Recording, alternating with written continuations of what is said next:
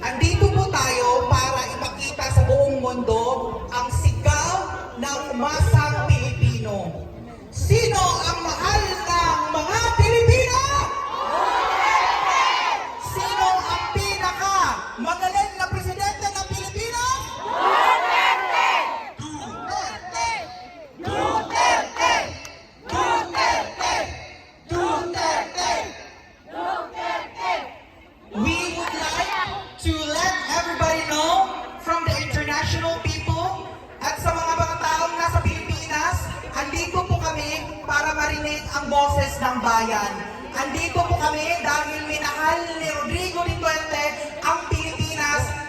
Yun din ang rason kung bakit minahal siya ng mga Pilipino. Ginawa niya ang lahat sa loob ng 6 na taon para ibigay ang serbisyo na tapat at deserve ng mga Pilipino. Andito tayo sa isang rason na ipakita sa kanila na si Rodrigo Duterte, Roa Duterte ay mahal ng mga Pilipino.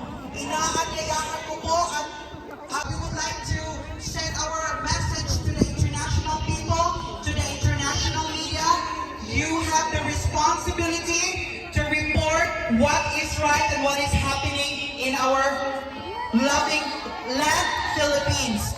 Do not malign the Filipino people. Don't spread fake news. Mahal namin si Rodrigo Roa Duterte! Duterte! Duterte! Duterte! Duterte! Hahatugan po tayo ng ating isa sa ating mga kababayan, si Sir Francis Vincent po. Tawa na lang.